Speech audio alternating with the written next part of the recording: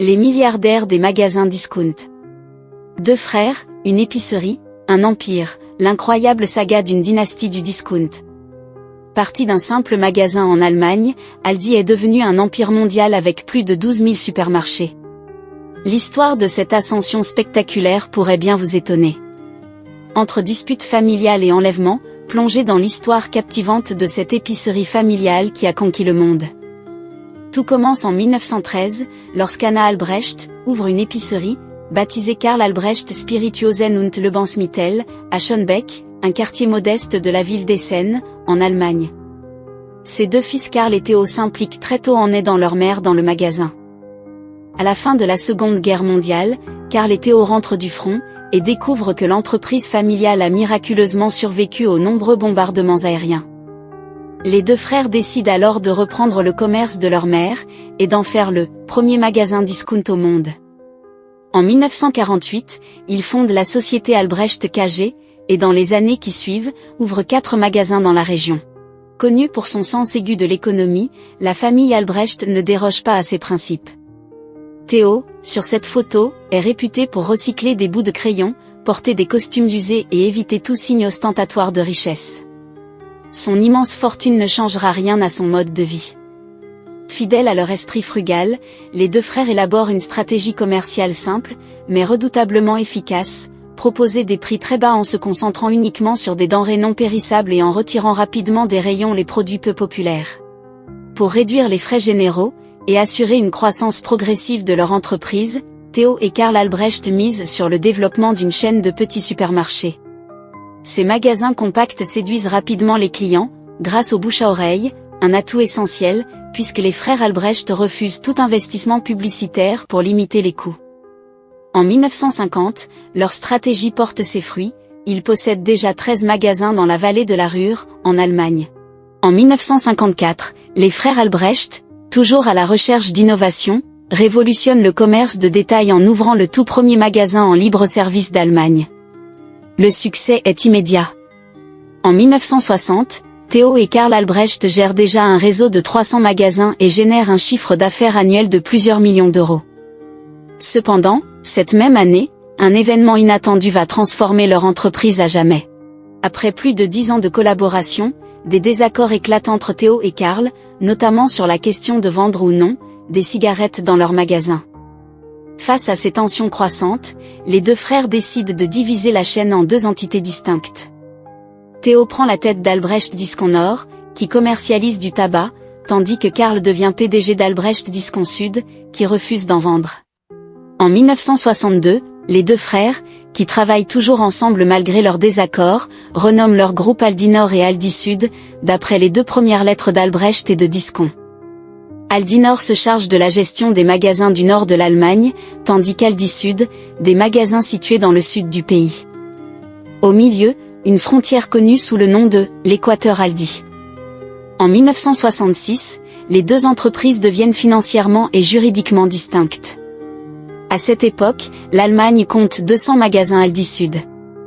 En 1962, les deux frères, qui travaillent toujours ensemble malgré leurs désaccords, renomment leur groupe Aldi Nord et Aldi Sud, d'après les 2 premières lettres d'Albrecht et de Discount. Aldi Nord se charge de la gestion des magasins du nord de l'Allemagne, tandis qu'Aldi Sud, des magasins situés dans le sud du pays. Au milieu, une frontière connue sous le nom de l'Équateur Aldi. En 1966, les 2 entreprises deviennent financièrement et juridiquement distinctes. À cette époque, l'Allemagne compte 200 magasins Aldi Sud. L'histoire d'Aldi prend une tournure dramatique en 1971, lorsque Theo Albrecht, ici au centre, est enlevé et tenu en joue par un avocat mécontent, Heinz Joachim Hollambur, et son complice Paul Krogh.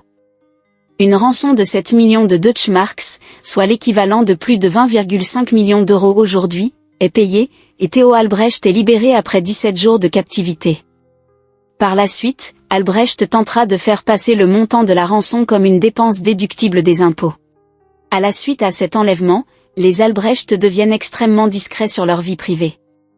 Theo est même décrit par Forbes comme étant plus reclus qu'un yéti.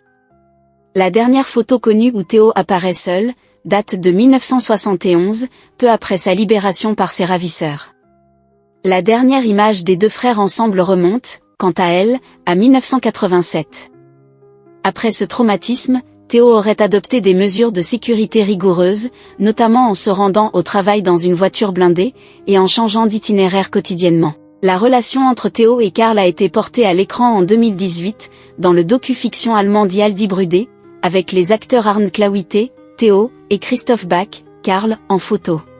En 2010, Théo Albrecht s'éteint à l'âge de 88 ans, laissant derrière lui une fortune nette estimée à 16,7 milliards de dollars, soit plus de 22,6 milliards d'euros en valeur actuelle. Cette même année, Forbes le classe comme la 31 personne la plus riche du monde. Les deux frères avaient quitté leur poste de PDG dès 1993. Aujourd'hui, l'empire des supermarchés Aldi est contrôlé par plusieurs familles. Lorsque Karl Albrecht, en photo, décède en 2014, à l'âge de 94 ans, il est l'homme le plus riche d'Allemagne, avec une fortune personnelle estimée à 25 milliards de dollars, soit environ 31,2 milliards d'euros en valeur actuelle. Mais dans les coulisses de l'empire Aldi, un autre conflit familial se prépare. Le testament de la veuve de Théo Albrecht provoque une rupture au sein de la famille, suite à son décès en novembre 2018. Cassilie Albrecht, surnommée la « Grande Dame » d'Aldi, règle ses comptes avec les 5 enfants de son défunt fils, et sa belle-fille Babette, sur la photo, les accusant de dépenses excessives, contraires à la philosophie frugale de l'entreprise. Cassilie écarte les enfants de son fils et sa belle-fille de tout rôle futur au sein de l'entreprise. Babette et ses enfants réfutent ces accusations. Les tensions qui règnent au sein de la famille Albrecht ne freinent cependant pas l'expansion d'Aldi. La chaîne de supermarchés débarque aux États-Unis en 1976, avec l'ouverture d'un magasin dans l'Iowa.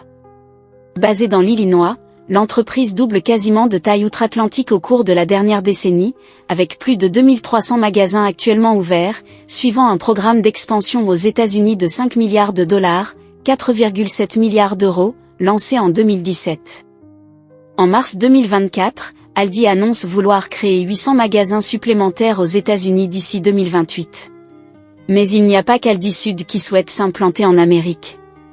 En 1979, un trust d'Aldi Nord dirigé par Théo Albrecht rachète la chaîne de magasins discount Trader Joe's, qui exploite aujourd'hui environ 580 magasins aux États-Unis.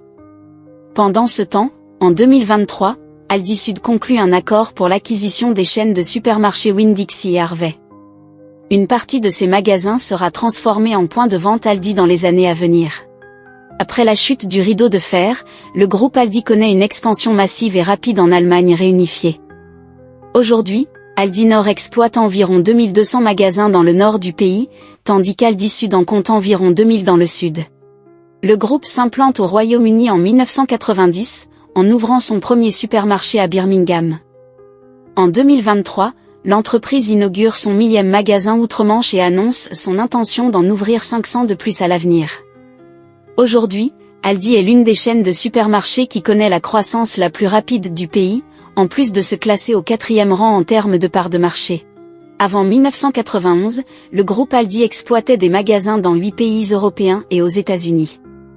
Au cours des 3 décennies suivantes, le groupe s'est implanté en Irlande, en Australie, en Espagne, en Slovénie, en Suisse, au Portugal, en Hongrie et en Pologne.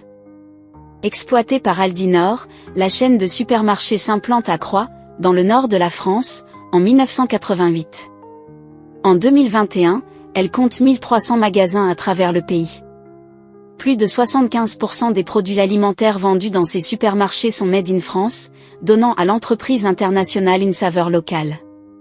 Aux dernières nouvelles, Aldi chercherait à rattraper son concurrent Lidl dans le pays. Selon les données de Statista datant d'octobre 2023, Lidl possède plus de 1500 magasins dans l'Hexagone, et sa part de marché mensuelle est plus de 2 fois supérieure à celle d'Aldi. En mars 2018, Aldi ouvre ses 10 premiers magasins dans le nord de l'Italie, suivis par 40 autres au cours de l'année. Les 3/4 des produits vendus dans les magasins du pays, dont des spécialités régionales, sont sourcés localement. À la différence d'autres pays, chaque magasin dispose d'une cave à vin 100% italienne. Par pure coïncidence, Aldi est un nom de famille plutôt courant en Italie. Pour célébrer son lancement, l'entreprise a décidé de rechercher des Italiens portant le nom d'Aldi. L'idée, les faire apparaître dans des vidéos promotionnelles en préparant des plats italiens avec des produits Aldi. L'expansion d'Aldi n'a pas toujours été un long fleuve tranquille. En 2010, Aldi Süd quitte la Grèce après seulement 2 ans d'activité dans le pays. Au total, le groupe y a investi environ 800 millions d'euros. Selon les médias grecs, le détaillant n'a pas pu rivaliser avec la chaîne allemande concurrente Lidl, dont la présence est bien ancrée dans le pays. L'un des derniers accomplissements d'Aldi est l'ouverture en 2019 de ses premiers magasins en Chine. Les supermarchés de Shanghai ressemblent à leurs homologues européens, mais avec une esthétique plus haut de gamme. Ils proposent également un grand comptoir de poissons frais, en plus des produits Aldi habituels importés d'Europe. Aujourd'hui, Aldi possède 53 magasins à Shanghai. Son projet, en ouvrir 100 dans les années à venir. La grande question, comment Aldi parvient-il à maintenir des prix aussi bas dans le monde entier? L'un des secrets de la marque est de proposer une sélection réduite d'articles en rayon, avec seulement 900 produits de base. Cela permet à l'entreprise de disposer de magasins et d'entrepôts plus petits, ce qui réduit considérablement les coûts de location et de personnel. Par ailleurs, les magasins de la chaîne ne stockent pas beaucoup de produits de grandes marques, ce qui libère de l'espace pour ses propres produits à prix réduit. La politique d'Aldi consiste également à proposer chaque semaine des offres spéciales sur des articles plus chers, comme des produits électroniques, des outils ou encore des articles de maison. Parallèlement à son expansion internationale, Aldi s'est embarqué dans une série de nouvelles initiatives. Parmi elles, le lancement de ses premiers services de click and collect et de livraison à domicile, mis en place pendant la pandémie de Covid-19, ainsi que l'ouverture de son premier magasin sans caisse à Greenwich, à Londres, sur la photo. Par ailleurs, Aldi devient la première grande chaîne de supermarchés aux États-Unis à déployer la technologie sans caisse dans ses magasins de Chicago. Cette innovation est suivie par l'ouverture de son premier magasin éco-responsable disposant d'une section zéro déchet à Londres en 2022. La chaîne a bien évolué depuis ses débuts modestes à Essen, en Allemagne. Aldi est aujourd'hui une entreprise de dimension internationale, avec plus de 12 000 magasins dans le monde. Mais comment Aldi Süd et Aldi Nord se positionnent-ils respectivement? Aldi Süd est le plus grand des deux groupes, avec plus de 7 000 magasins dans le monde et un chiffre d'affaires net de 76 milliards d'euros en 2022. En plus de gérer ses magasins en Chine, Aldi Süd est également responsable des magasins Aldi situés dans le sud de l'Allemagne, au Royaume-Uni, en Irlande, en Australie, en Suisse, en Hongrie et aux États-Unis, ainsi que de la chaîne Hofer en Autriche et en Slovénie. De son côté, Aldi Nord est responsable des magasins Aldi situés dans le nord de l'Allemagne, aux Pays-Bas, en France, en Espagne, au Danemark, en Pologne, au Portugal, en Belgique et au Luxembourg. Le groupe gère également la chaîne Trader Joe's aux États-Unis.